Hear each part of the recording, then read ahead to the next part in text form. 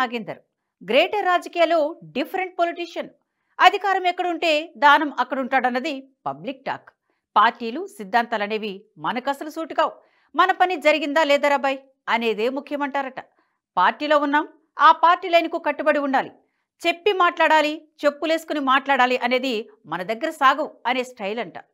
ఏ party అధికారంలో ఉంది, ఏ party ప్రతిపక్షంలో ఉందనేది కాదు, మనం అధికార పార్టీలో ఉన్నామా లేదా అనేదే ఇంపార్టెంట్ అంటారట.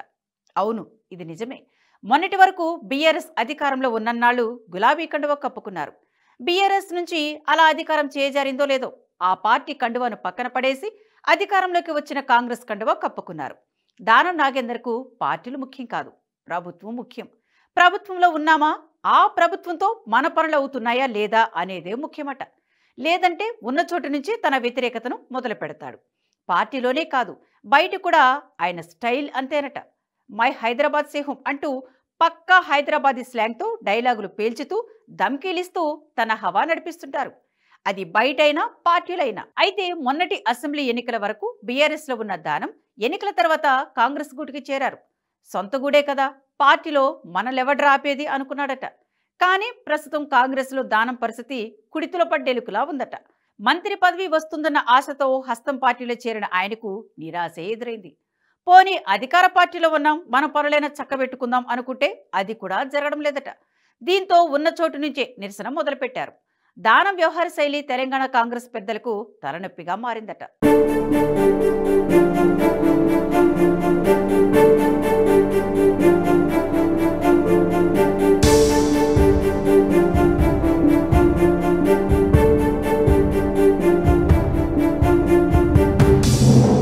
దానం నాగేందర్ రేవంత్ సర్కార్పై రివర్స్ అటాక్ మొదలు పెట్టారని చర్చ నడుస్తుంది.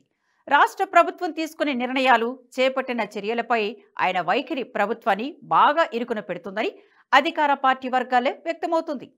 చెరువుల పరిరక్షణ కోసం రేవంత్ ప్రభుత్వం హైడ్రాను తీసుకొచ్చింది. ఈ హైడ్రా విషయంలో మొదట గొడవ స్టార్ట్ చేసిందే దానం. ప్రతిపక్ష పార్టీల కంటే ముందుగా హైడ్రా కమిషనర్పై ఓ రేంజ్లో ఫైర్ అయ్యారట. ఇంకేముంది, దానం తీరు ప్రతిపక్షాలకు మంచి అస్త్రంగా మారిందంటారు. అప్పట్లో అటు పార్టీకి ఇటు ప్రభుత్వానికి దానం తీవ్ర తలనొప్పిగా మారారు. ఆ తర్వాత రేవంత్ను కలవడంతో కాస్త సద్దుమణిగారట. అది అయిన కొద్ది రోజులకే పుష్ప ఎపిసోడ్. నటుడు అల్లు అర్జున్ అరెస్టు విషయంలో కూడా అదే తరహాలో వ్యవహరించారట. అల్లు అర్జున్ అరెస్టు సరికాదని, ఈ చర్య పార్టీకే నష్టమన్నారు. ఓ రకంగా చెప్పాలంటే అల్లు అర్జున్కు మద్దతుగా నిలబడ్డారు. అంతేకాదు, అధికార పార్టీలో ఉండి ప్రతిపక్షాలతో గొంతు కలిపినట్లయిందని చర్చ నడిచింది. ఇవి ఇలా ఉంటే బీఆర్ఎస్ వర్కింగ్ ప్రెసిడెంట్ కేటీఆర్ ఆరోపణలు ఎదుర్కొంటున్న ఫార్ములా ఈ రేసింగ్ పై దానం వ్యాఖ్యలు సంచలనమయ్యాయి. ఫార్ములా ఈ కార్ రేస్ హైదరాబాద్లో నిర్వహించేందుకు గతంలో సీఎంగా ఉన్న చంద్రబాబు ప్రయత్నించారు, కానీ అది సాధ్యపడలేదన్నారు. అయితే బీఆర్ఎస్ హయాంలో కేటీఆర్ ఫార్ములా ఈ కారు రేస్ కోసం కష్టపడి తీసుకొచ్చారని చెప్పారు. ఫార్ములా ఈ కారు రేసు వల్ల హైదరాబాద్ బ్రాండ్ ఇమేజ్ పెరిగిందనడంలో ఎలాంటి అనుమానం లేదని కేటీఆర్ ఆ విషయాన్ని క్లారిటీగా చెప్పారని చెప్పుకొచ్చారు. దీంతో మరోసారి దానం కామెంట్స్ పై కాంగ్రెస్ పార్టీ నేతలు అవాక్కయ్యారు. ఫార్ములా ఈ కారు రేసులో అవినీతి జరిగిందని ప్రభుత్వం అంటుంటే అధికార పార్టీలో ఉండి ప్రతిపక్షానికి మద్దతుగా మాట్లాడడం ఏంటని కాంగ్రెస్ పెద్దలు అసహనం వ్యక్తం చేస్తున్నారట. అసలు దానం నాగేందర్ కాంగ్రెస్లో ఉన్నారా, బీఆర్ఎస్లో ఉన్నారా? ఏంటి, ఇంకా తాను బీఆర్ఎస్లో ఉన్నాననే కేటీఆర్ గురించి అలా మాట్లాడుతున్నారా అంటూ హస్తం పార్టీలో గుసగుసలాడుకుంటున్నారట.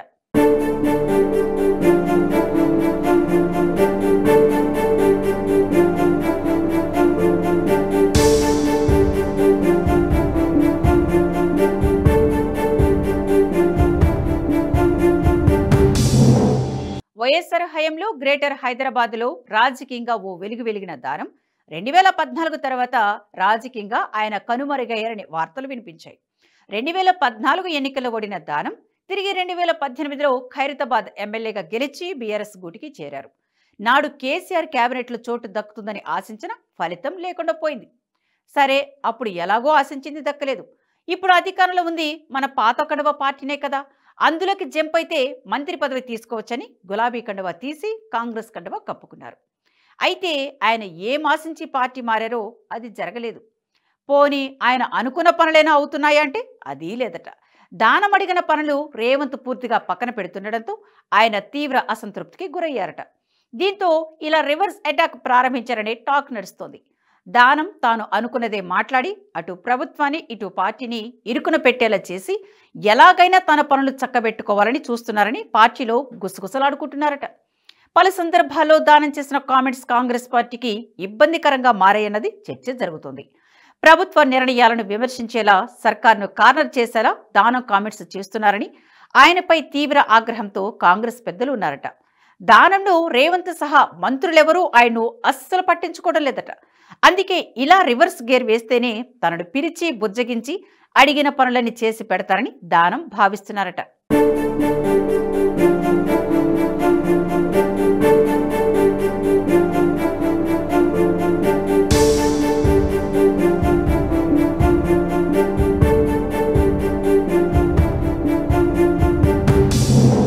హైడ్రా, అల్లు అర్జున్ కేసు, ఫార్ములా ఈ కారు రేసు విషయంలో దానం వ్యాఖ్యలు రాజకీయంగా రచ్చరేపుతున్నాయి.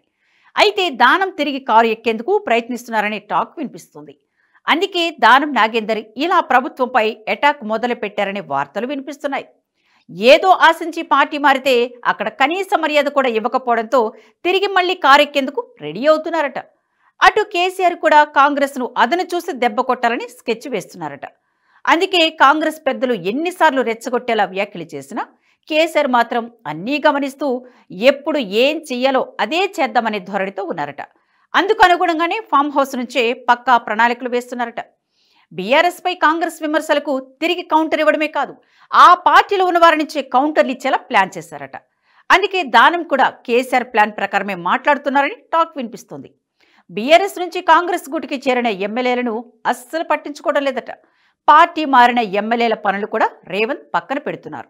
ఇదే విషయాన్ని గమనించిన గులాబీ బాస్ ఎలా పోగొట్టుకున్నామో అలాగే తిరిగి రాబట్టుకోవాలనే సూత్రాన్ని అప్లై చేస్తున్నారట. అయితే పార్టీ మారిన ఎమ్మెల్యేలు మాత్రం డైలమాలో ఉన్నారట. అధికారం కోల్పోయాక పార్టీని కాదని వెళ్లిపోయిన వారిని తిరిగి చేర్చుకునే ప్రసక్తే లేదనే మాటలు గుర్తు చేసుకుంటున్నారట. ముందు చూస్తే నుయ్యి, వెనుక చూస్తే గొయ్యనేలా మన పరిస్థితి ఉంది. ఏదో ఉన్న చోటే కాలం వెళ్లదిద్దామనుకుంటున్నారట. అందుకే ఈ విషయాలన్నీ గుర్తు చేసుకుని దానం మళ్లీ తన మాట మార్చారని పలువురు అనుకుంటున్నారు. మొన్న కేటీఆర్ కు అనుకూలంగా మాట్లాడి ఇప్పుడు క్లీన్ చిట్ ఇవ్వలేదు అనడమే అందుకు నిదర్శనం అంటున్నారు. చూడాలి మరి దానం నెక్స్ట్ స్టెప్ ఏంటి? మళ్లీ రివర్స్ గేర్ వేస్తారా లేక ఉన్నదాన్ని సర్దుకుంటారా అనేది.